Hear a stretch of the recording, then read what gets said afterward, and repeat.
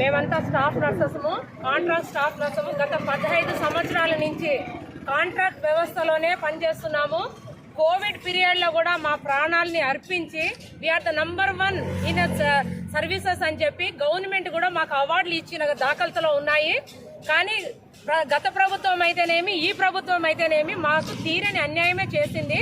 ఎందుకంటే ఎంతో మంది 15 సంవత్సరాల నుంచి ఉన్న కాంట్రాక్ట్ స్టాఫ్ నర్సులు ఉండగానే 15 సంవత్సరాల నుంచి అవుట్కమ్ వస్తున్న స్టూడెంట్స్ ఎంతమంది ఉంటారు, వాళ్ళందరినీ గాలిలో వదిలేసి ఏఎన్ఎంస్ ని 12th class qualification 10th ఉండిండొచ్చు, but ఇక్కడ వాళ్లను తరబితి చేసి వాళ్లకు మా పోస్టులలో ఇవ్వడానికి నిన్న కాక మొన్న నైట్ 115 జీవో రిలీజ్ చేసింది గవర్నమెంట్ గారిని ఒక్కటే అడుగుతున్నాను నేను, ఇంతమంది స్టాఫ్ నర్సెస్ చదివిన వాళ్ళు ఉన్న వాళ్ళు చనిపోయినారా?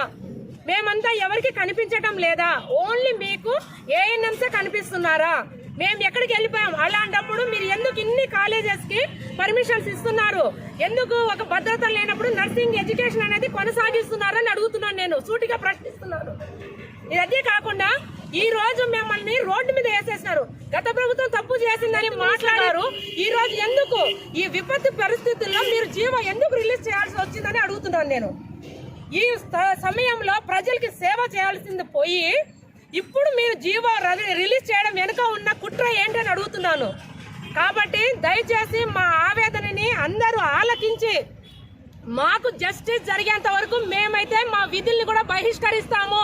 ఇంతవరకు ఎన్నో నోటిఫికేషన్లు, ఎన్నో రిప్రజెంటేషన్స్ ప్రతి ఒక్క ఎమ్మెల్యే కాడి నుంచి లాస్ట్ హెల్త్ మినిస్టర్ వరకు, సెక్రటరియట్ వరకు కూడా ఇవ్వడం జరిగింది. ఇంకా రిప్రజెంటేషన్లు ఇవ్వడాలు ఉండవు. మా డ్యూటీస్ మేము బాయ్కాట్ చేస్తాము. మాకు తక్షణమే గవర్నమెంట్ బయటికి వచ్చి మాకు ఏం న్యాయం చేస్తాదో చేయాలి. మాకు ఇమ్మీడియట్ గా రెగ్యులర్ చేయాలి.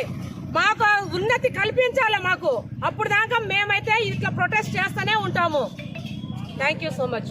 బీఎస్సీ నర్సు 4 సంవత్సరం గవర్నమెంట్ సచివాలయం పోస్టులకి నేను అప్లై చేసిన. ఏఎన్ఎం క్వాలిఫికేషన్ పెట్టినాను, బీఎస్సీ క్వాలిఫికేషన్ పెడితే అమ్మ నువ్వు పై చదువు చదివినావు, ఈ చిన్న ఉద్యోగానికి నీ చదువు పనికిరా, ఎక్కువ అవుతుంది, నీకు అవసరం లేదు అని నా సర్టిఫికెట్ పక్కన పెట్టేసినారు. ఈ రోజు ఆ ఏఎన్ఎం టు జేఎన్ఎం వచ్చిన వాళ్ళు నేను కాంట్రాక్ట్ స్టాఫ్ నర్సుగా ఉన్నప్పుడు హాస్పిటల్లో మా దగ్గరికి వచ్చి సర్వీస్కి వచ్చి మా దగ్గర పని నేర్చుకున్నారు. మా దగ్గర పని నేర్చుకొని ఈ రోజు మమ్మల్ని మేము ఉండంగానే మమ్మల్ని పక్కన పెట్టి ఏఎన్ఎం నుంచి జీఎన్ఎం వచ్చిన వాళ్ళకి అమ్మ మీరు ఎలిజిబిలిటీ ఉంది మీకు అని వాళ్ళని రెగ్యులర్ చేస్తున్నారు. అంటే మేము చదివిన వాళ్ళం, మేము రెగ్యులర్ కాదా? ఆ రోజు ఏఎన్ఎం చేసి నేను బీఎస్సీకి అప్లై చేసినప్పుడు నువ్వు ఎలిజిబిలిటీ కాదని పక్కకు తోసినారు.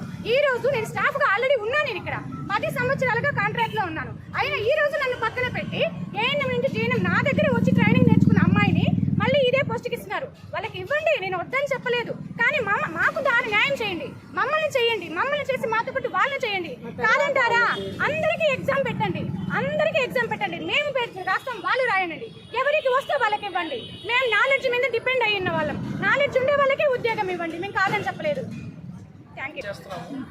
వాళ్ళకేదో ఇచ్చారు, మా పరిస్థితి మమ్మల్ని కూడా చూడాలి. మాకేదో కల్పించండి, వాళ్ళకి ఇచ్చారు, మాకు ప్రొవిజన్ పీరియడ్ ఇచ్చి న్యాయం చేయండి, అది మేము కోరుకుంటున్నాం. ఇన్ని రోజు కాంట్రాక్ట్లో చేస్తున్నాము, దాని గురించి ఇంతవరకు ఏం పట్టించుకోండి. ఎంతమందికి రిప్రజెంటేషన్ ఇచ్చాము, ప్రతి ఎమ్మెల్యేలకు, ప్రతి మంత్రులకు, ప్రతి ఒక్కరికి ఇచ్చాము. అందరూ చూస్తాం అని చెప్పారో దాని గురించి ఎవరు పట్టించుకోవట్లేదు. ఈ ప్రభుత్వమే కాదు, ఇంతకుముందు ప్రభుత్వం కూడా మేము ఇచ్చాము, దాని గురించి ఎవరు ఇంతవరకు రెస్పాన్స్ లేదు.